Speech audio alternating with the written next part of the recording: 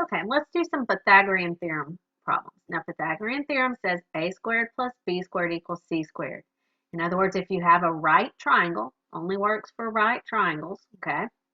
If you were to build a square on each side of the triangle, this one is a square here, it's 9, this one is 16, that adds to 25. And if you build a square on the hypotenuse, you get 25. The one really important thing to remember is the hypotenuse is always your side C. The longest one is called C. So let's try some problems.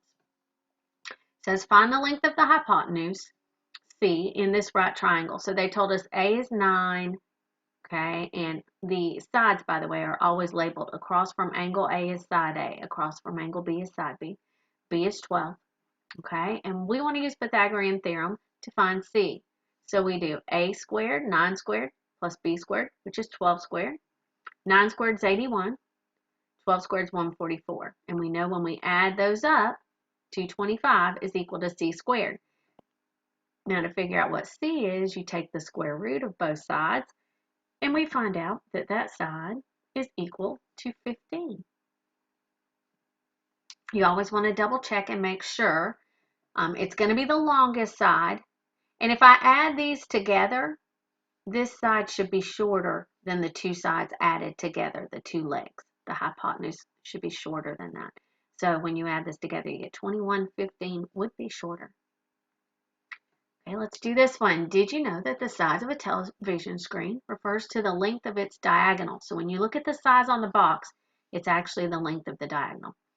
Okay, so if the length of the TV screen is 28, so we know this is 28, and the width of the TV screen is 15.7, and let me write that over here so it looks a little better since I wrote it on top.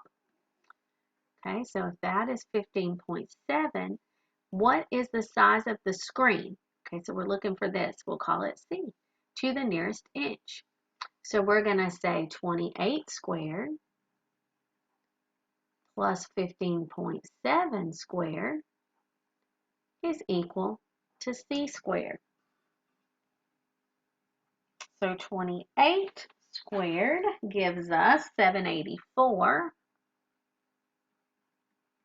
plus 15.7 squared is 246.49. And if we add that up, that's going to equal C squared. So C squared is equal to 1030.49. Now, we're going to take the square root of that to get C. So we take the square root of both sides, and we end up with C equals 32. So it is approximately, when we round, 32 for that one. And that tells us that our TV would be listed as a 32-inch TV. Let's look at one more that's very commonly used. A wheelchair ramp with a length of 122 inches. Okay, so that would be this length. Here's our ramp right here. Has a horizontal distance of 120 inches. What is the vertical distance? So we're looking for this over here. We'll just call it A. So A squared plus B squared, which is 120 squared, is equal to the hypotenuse squared, which is our ramp, 122 squared. Okay, so we end up with A squared